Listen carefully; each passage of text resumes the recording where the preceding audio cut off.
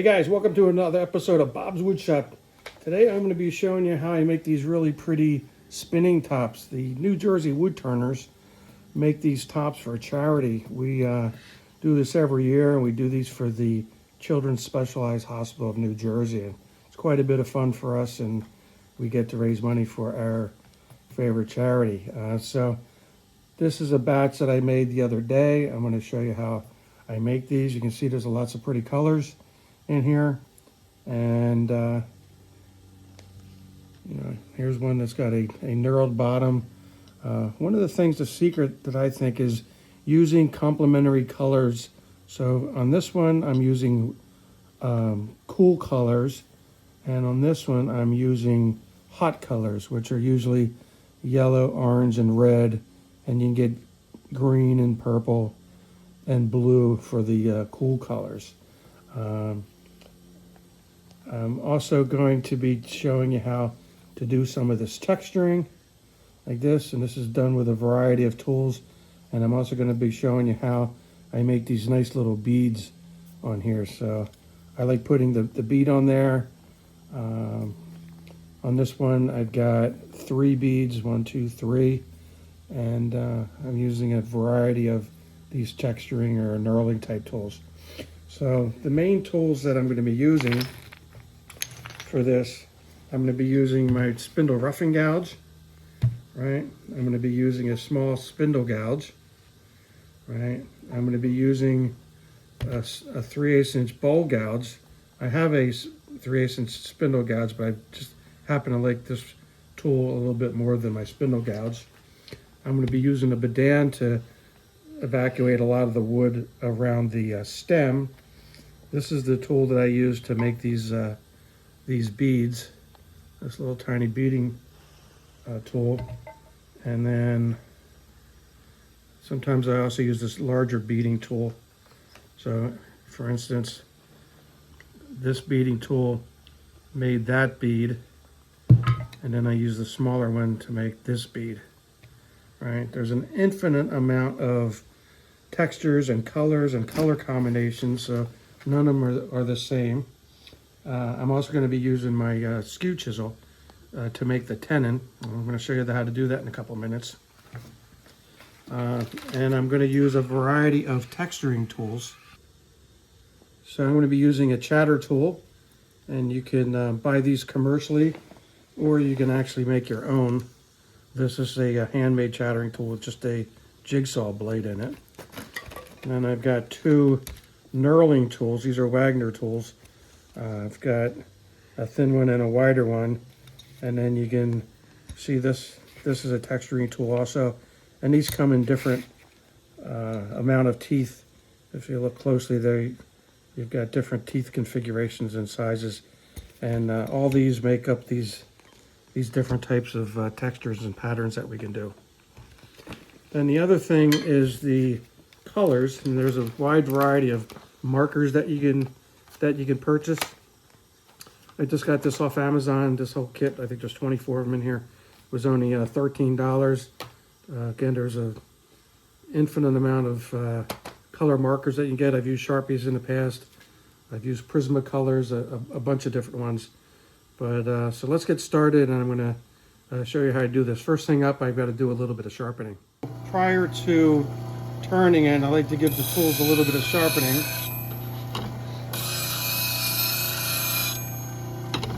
And I'm going to do that for each of my tools.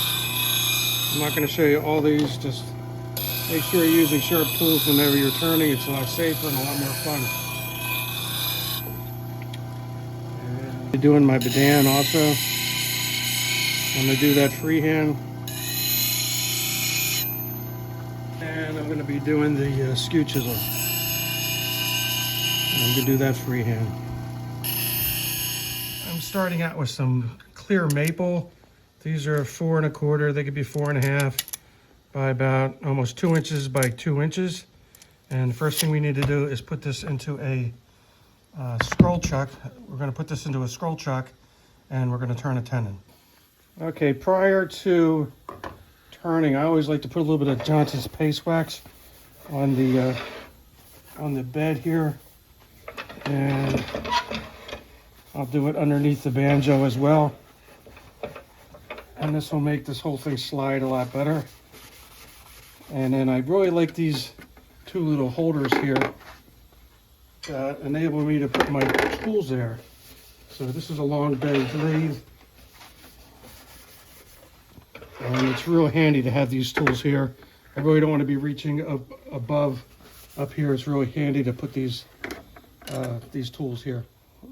I first want to chuck this up into a scroll chuck, and I want to bottom this out. And I only really want to bottom this out on a very temporary basis. Right? Inherently, if you have a piece of wood stuck in a scroll chuck like this, it could be pretty dangerous, and it could be popping out of here. So I'm going to put this on first, only to turn a tenon. Oops. So I'm going to crank the speed up to about 1500, and I'm just going to turn the tenon on here.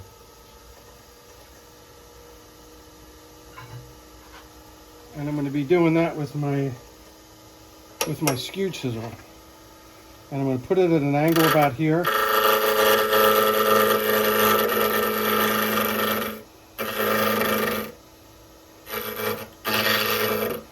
And actually, I'm going to make this is a straight chuck set of jaws.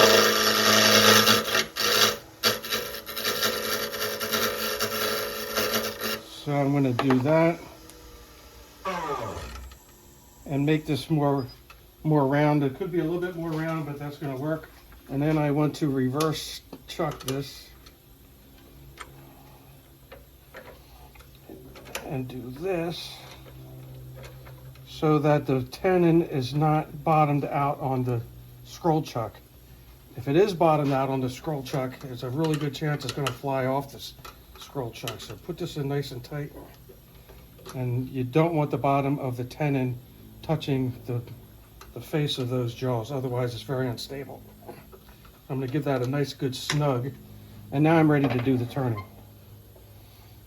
Okay, so this is on there, nothing's going to move that now. Please don't prove me wrong. All right, so first thing I'm going to do is just knock off the sharp corners.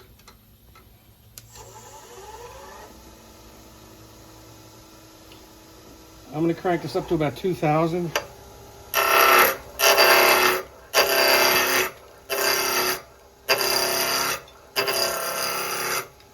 And now I'm going to start making the bottom of the top. And I'm going to do that with my newly sharpened bowl gouge. Again, you could be using a spindle gouge for this. I just happen to like this tool better. Ooh, I should remove my watch, pull up my sleeve, and I'm going to basically go in here at a very closed angle. So if the tool is like that, that's closed. This is totally open. I'm going to go in almost closed, and then as I enter it, I'm going to slightly open it. And I'm going to be heading towards the center. And all I'm really doing now is leaning forward, and I'm trying to make somewhere around a 40 to a 45 degree angle. I'm going to be rubbing the bevel the whole time down there in order to get a nice smooth surface.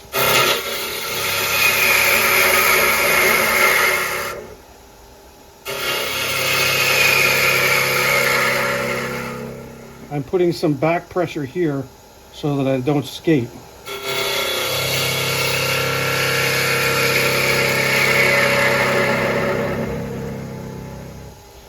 Okay, so this is a very nice smooth surface, and one more thing I'm going to do is I'm going to use the back of the tool, the bevel here, and I'm going to burnish and kind of harden that tip. That helps that tip last a little bit longer. Okay, I'm going to make it a little bit more round too.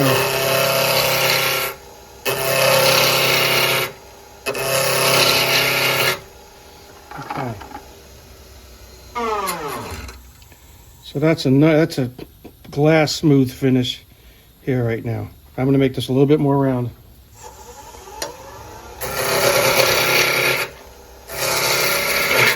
I could just as easily be using my big spindle roughing gouge.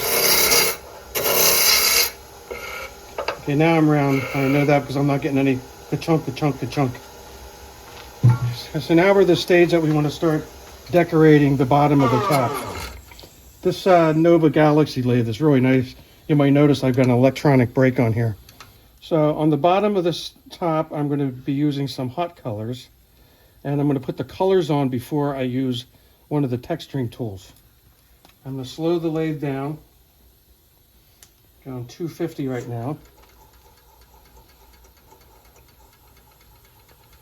And again, there's an infinite amount of colors and shapes and things that you want to do on here, whether they're thick lines or fat lines. It's nice that you put the pen tip down. You don't really want to be putting it up. Put it down and twist it so you're not burning the point of that thing off. And then we're going to add a little bit of red. And you can use as many colors or as few colors as you want. And some people just leave it just like that. I'm going to go another step forward. So now that that's on, now I'm going to use my texturing tool in order to put some knurling on here. Again, I've got both a wide and I've got a narrow texturing tool. I'm going to use the wide one on this. That's roughly 3/8 in diameter. I'm going to crank it up to 500 RPM. And I'm going to put a fair amount of pressure right on here. Can you see that okay? All right, so I'm just going straight on with it. I'm holding it real carefully, very strongly, I should say.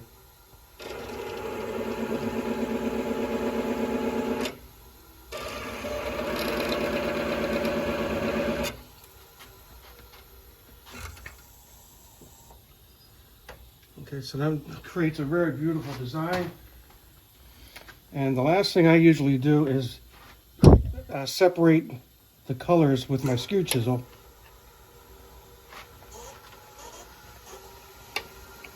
And just do that.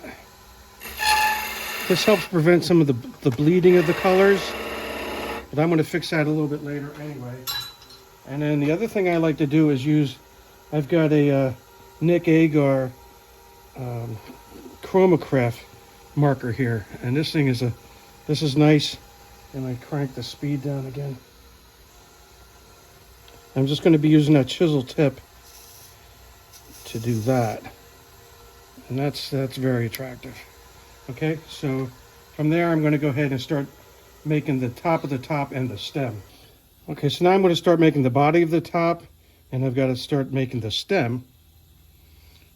Right, and to do that I'm going to be using my Beading tool. You could be using a parting tool for this, and then I'm going to be also using my 3/8" bowl gouge again. So I'm going to be using the Beading first.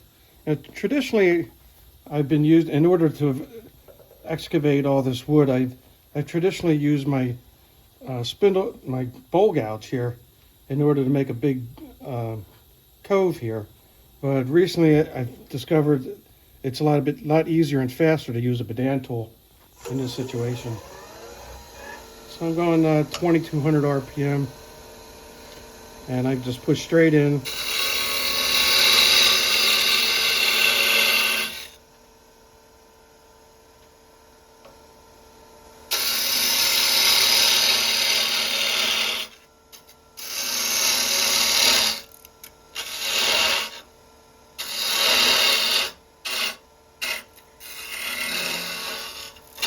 So it's much faster to do that, especially if you're demonstrating. Right here. Especially if you're demonstrating to remove some of that wood. Now I'm gonna keep this part thick for now because I do want to put some texturing on the top of the top. All right, so now I'm just going to use my bowl gouge in order to make a bead.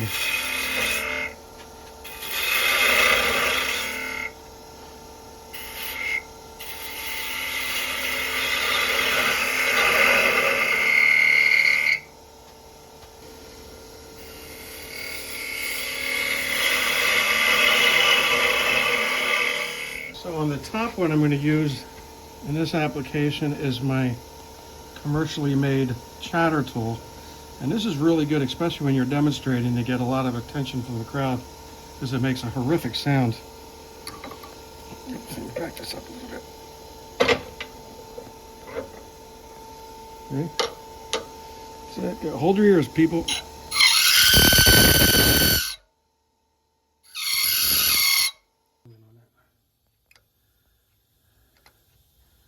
Okay, so then I can color that any way I want. And since I use the hot colors here, I'm going to do the top of the top with some cool colors. And on this I'm going to be using these three colors. Again, I'm going to back down the speed to about 250. And I can put these on in any way that I want. And I think I'm going to go, get a little closer here, John. Mm-hmm.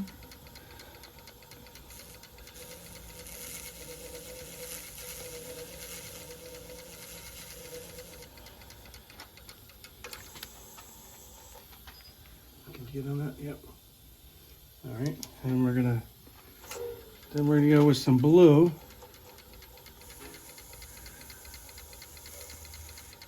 And then I'm gonna throw some purple on here. And if you use this combination of cold and warm colors, it really attracts people's eyes. And let's see how that looks. All right, cool. I'm going to do the same thing where I'm going to do a little bit of separation of the colors here.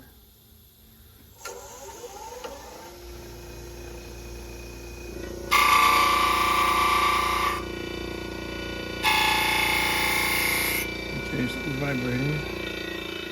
Got some vibrations from my tool rest. I'm going to use the black again to do that separation.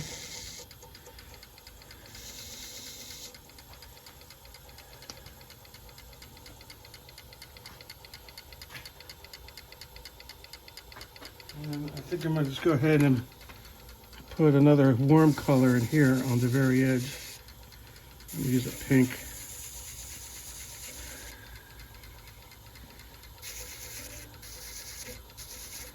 Okay, now in a little while I'm going to show you how to put a little bit of shine to this. Now, I think I'm going to go ahead and use, I'm going to start using the beading tools. Before I do that, I'm going to make this stem just a little bit thinner. And I'm going to go ahead and use the bowl gouge for that.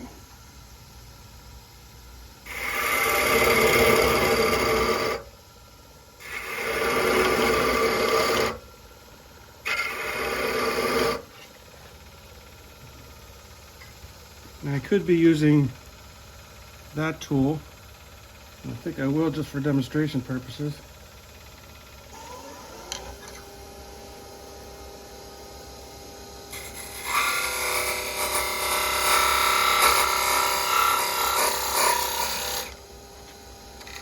Yep, a little bit too far away. Let me adjust the tool rest.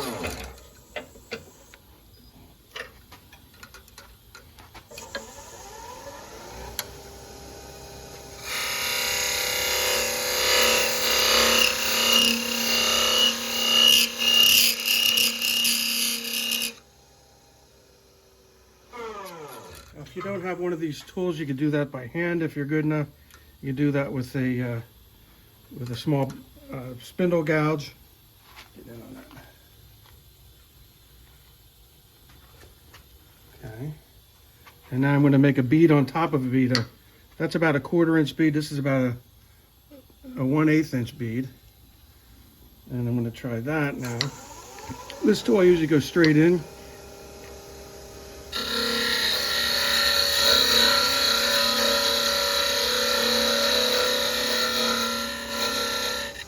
Now you don't have to do this, but if you have the beading tool, you might as well use it. Try to clean that out just a little bit. Okay. So the top is almost done at this point. And now I'm going to go ahead and Make sure everything's nice and tight here. And I'm going to evacuate the rest of the stem.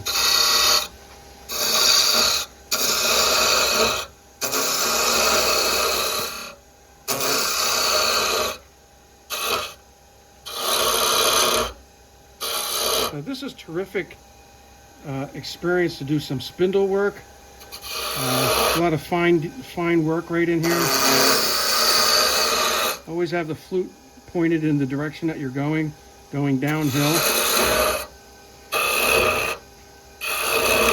There's a lot of different ways you can make the stem.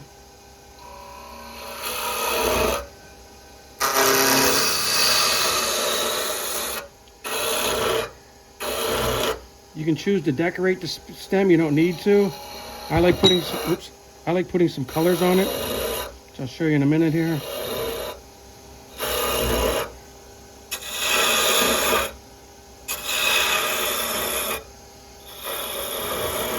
Sometimes I've seen some people use a cone center over here. This is a big version of it. You really don't need one that big, but you can get the smaller one. And if you want, you can support the front of that or the bottom of the top. I don't really do that anymore because I've taken nice light cuts here as I'm generating the stem.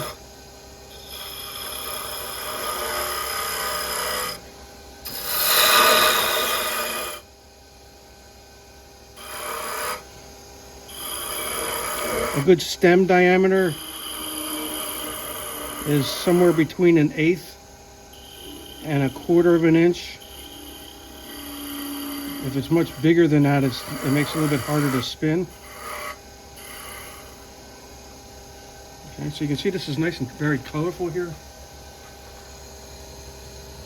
That's what that's looking like, right? Okay.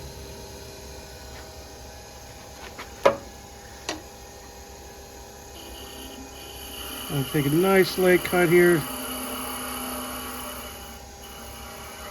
And this is the only time that I'm using, well, second time that I'm actually using any sandpaper.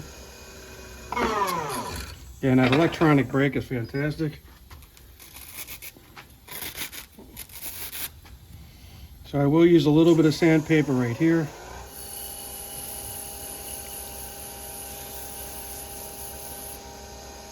And then I can decide how I'm going to decorate the stem. And I could be using similar colors, same colors, different colors, whatever floats your boat.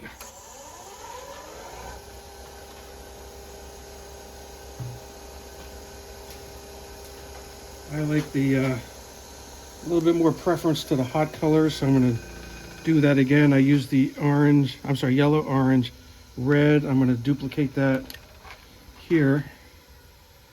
And I slowed it down to, well, let's see. Slow it down to 250.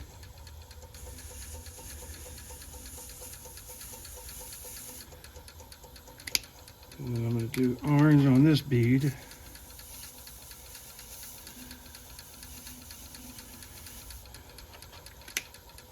And then I'm going to make the stem red.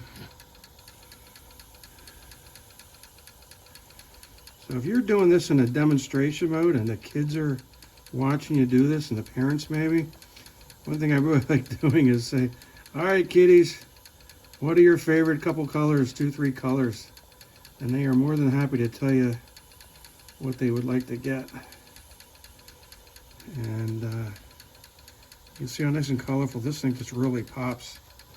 Okay, so now here's the big secret. So there's lots of ways that you could finish this. Some people just leave it as is right there. And I've seen people spray a little bit of lacquer on there, and sometimes that might bleed the colors depending what kind of marker you've got.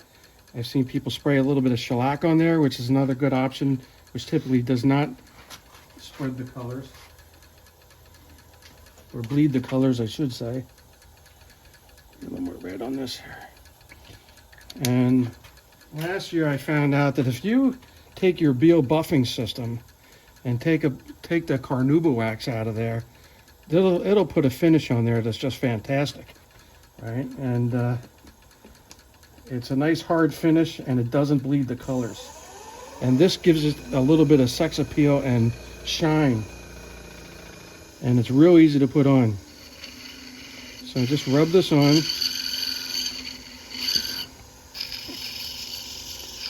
And it just gives it just enough protection and just enough shine to it.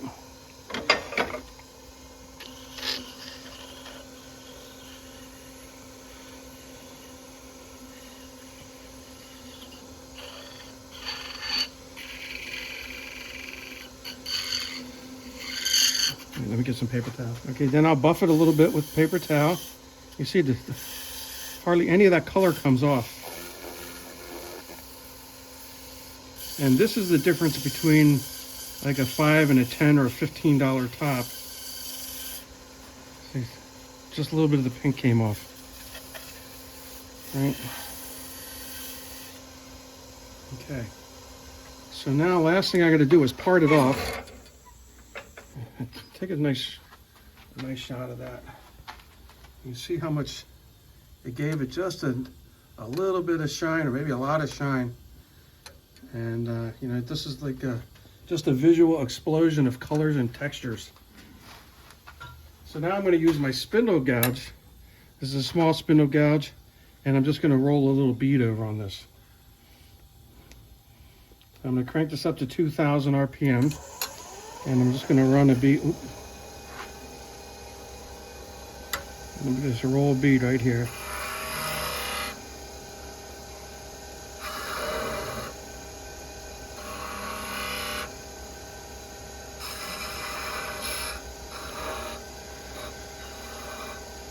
So you could use a saw if you want. I just think it's more appropriate to use a spindle gouge. And I'll just place that right there, and I'll push to part it off. So I just got this little nub in here, and I use this little sanding pad. It's one of these little pads with a piece of Festool sandpaper on there. You can use any type of sandpaper that you want. And I'll just knock that off.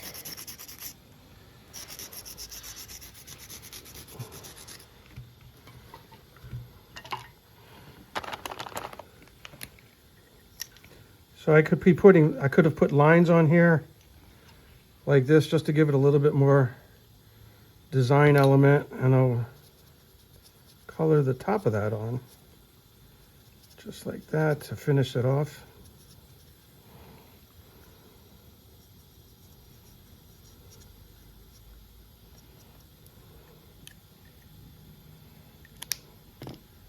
Okay, so that's how I do it. Let's come over and see if it works. All right, zoom in. Perfect spinner. These usually will spin for about a minute, and you can see how attractive that is. All right, so I got some knurling there. I got some texturing there. And if I'm good today, I might even be able to get the spin upside down. Let's try that again. Let's try that again.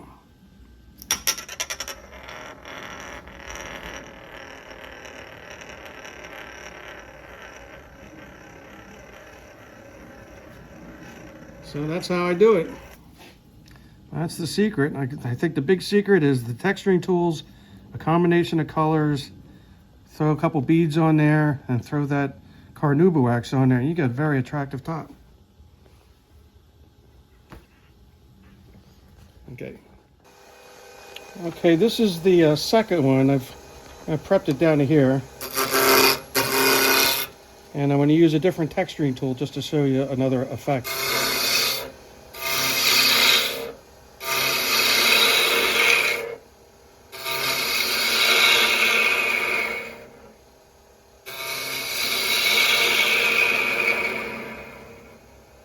And I'm going to burnish that tip. That hardens it. I'm going to use this combination of colors this time, slowing it down to 250.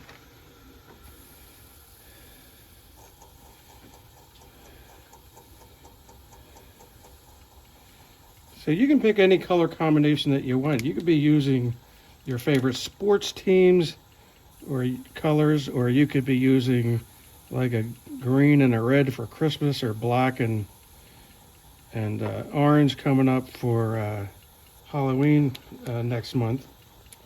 But these are more Halloween-y colors here.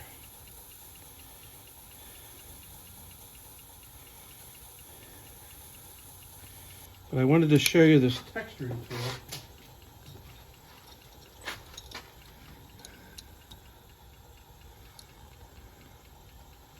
Okay. And I'm going to make a little rose in the bottom here.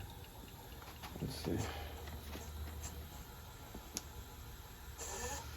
I'm going to crank that up to 750.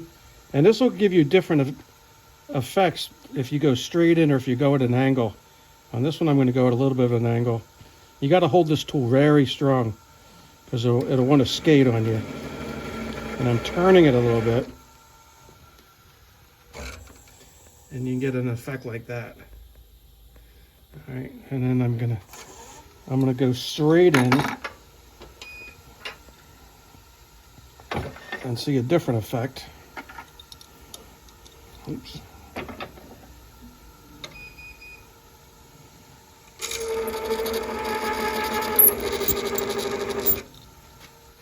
So these texturing tools are wonderful. Get a different effect there. And then I'm going to use this other one that's got a much larger teeth configuration. Let's see what we get with that. This is a handmade tool that I had made. This was a purchased item, but I went ahead and made the shaft. I kind of went on this based on the Carter tools, and I made a video about this. I'll put a link later on about that to see how I made that handle.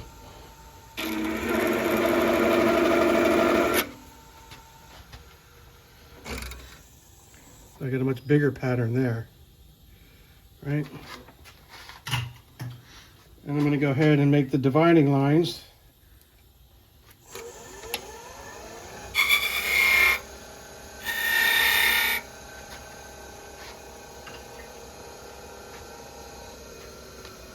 And I'm going to go ahead and separate them.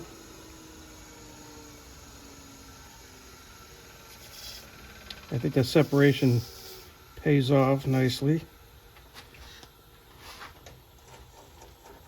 A little more color right on the tip. See how that looks. Yeah. Okay. So yeah, this I would say these are kind of fall colors. So we're just in time as we're at the end of September right now. And let's go ahead and crank this up and finish the top of this. I'm going to crank it up to 2,000.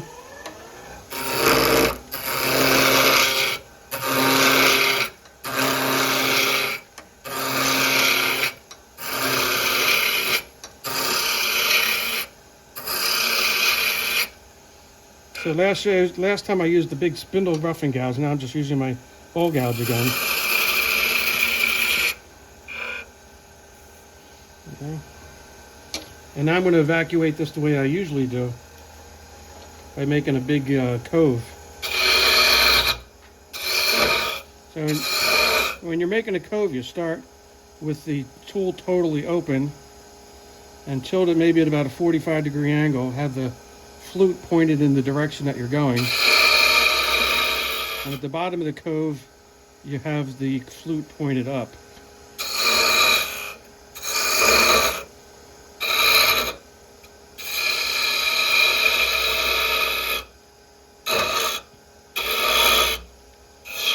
So this takes a little bit longer this way, but it is really good cove and bead practice.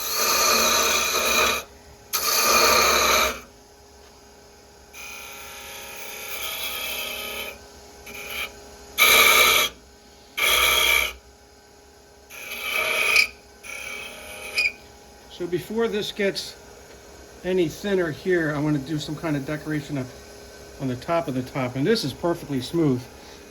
This surface is perfectly smooth, a really nice canvas in order to put a texturing tool on there. I'm going to try my homemade texturing tool with the with the jigsaw blade.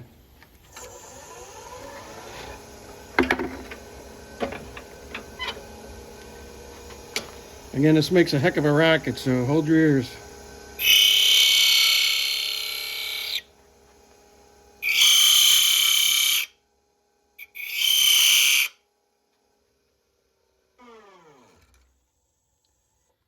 So from a demonstration standpoint, when people are standing around and hearing that, they're going, what the heck is going over there? Going on over there? Let's go take a look. I'm going to use some more warm colors for the top of the top here. Back it back down to 250.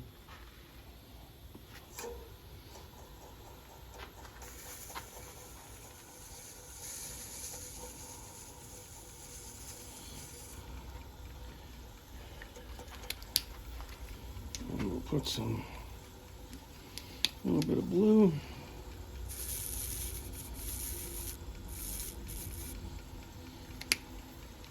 Oops, blue. I'll try a little purple.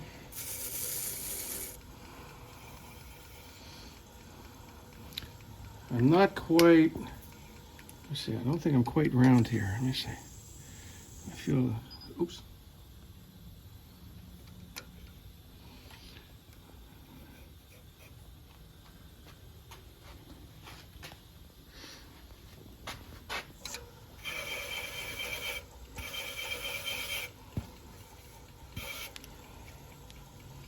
Okay, I'm going to try the purple. Go nice and slow.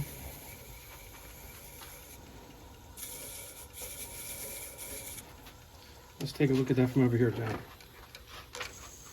Okay, so I've got some different colors and textures.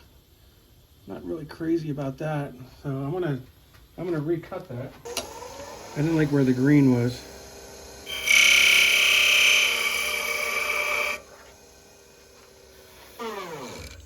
So I went ahead and erased that.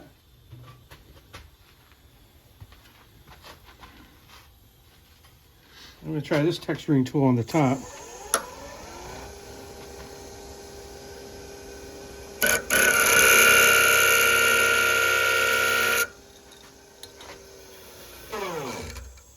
Okay, that's a little better. One thing sometimes you want to do is get a little wooden stick, and you can burnish these edges just a little bit, and it kind of softens that out.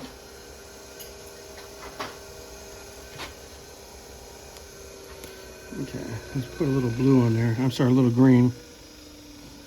Wait till the lathe slows down. I'll put some up here too. Let's see how that looks. Okay, that's better. All right, so then we're going to do the stem again.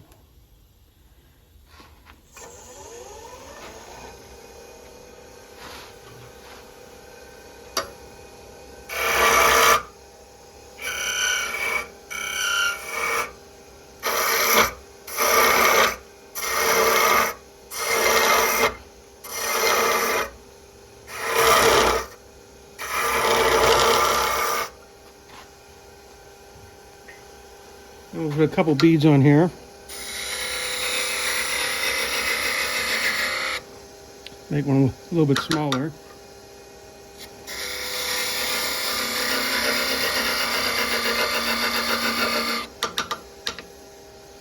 And do one more.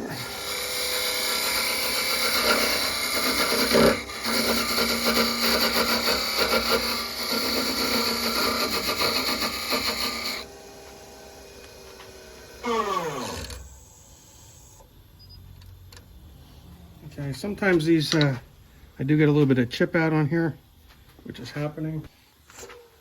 Okay, I'm going to go back to my fall colors here.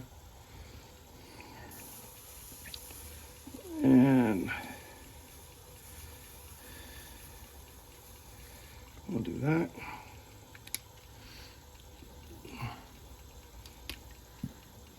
We'll do this. Oops. Do some brown.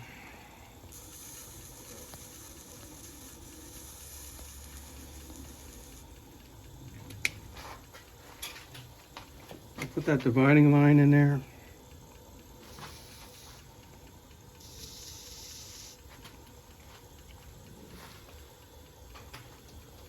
I'm going to put a little bit more purple up here. It's not quite as dark as I would like it.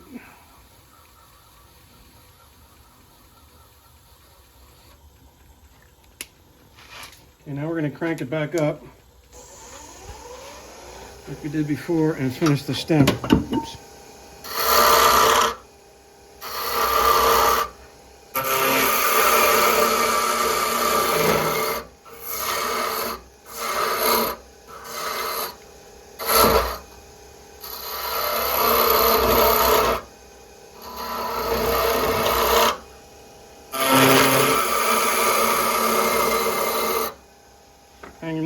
Hanging out a little too far over the tool rest. I'm going to snug that in a little bit.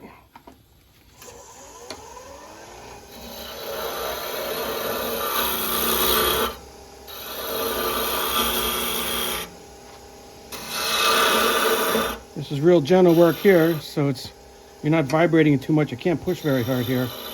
Just taking real nice light cuts.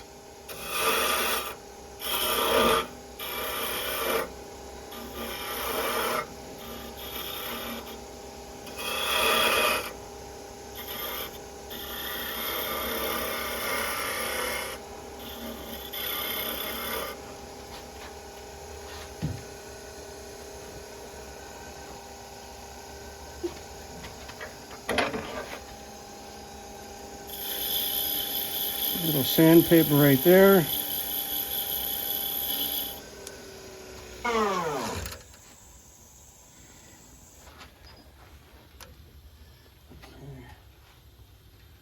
So I got a little bit of chip out here, so I'm going to go try to repair those little open pock marks with my fine point there.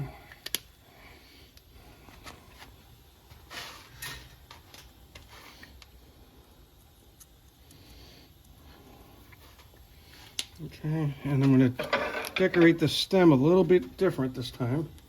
Again, slowing it down. And I'm going to do this. I'm just going to put a couple lines in here just to be a little bit different.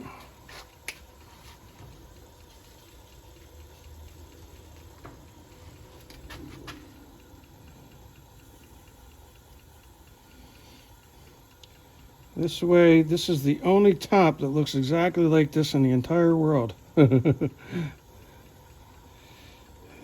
your imagination is your guide. And let's see, we're gonna go ahead and put the wax on there.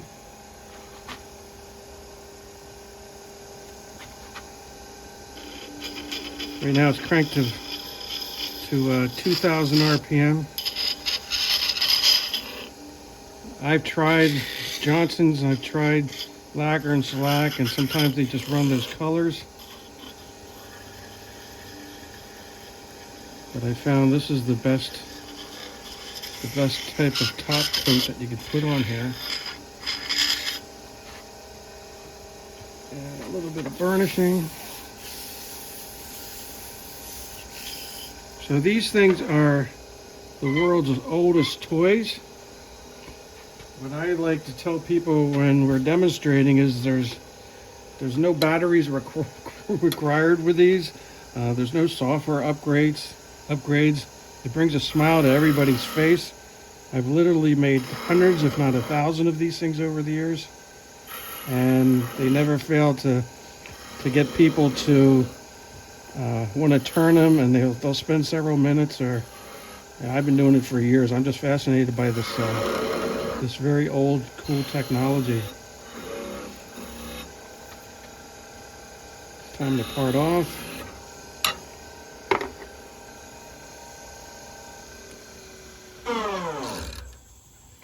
So I got my fall colors in there. Again, use the spiral tool for that, for these here, and use the other chatter tool for this. Let's go see if it works. Another good spinner. So if you haven't made these before, I'd highly recommend you try it. You can see how simple it is. They're quite a bit of fun, and they're fun for all ages. So give it a spin, give it a try. And if you haven't already joined a turning club in your area, please go to the American Association of Woodturners website and look for a turning organization in your area. The turners are typically very giving people with their time, and they're happy to teach you how to do this. So I guess that's about it for this episode of Bob's Wood Shop. And you guys know the drill. If you like my content, please like, comment, and subscribe. So until next time, I'll see you again. Bye-bye.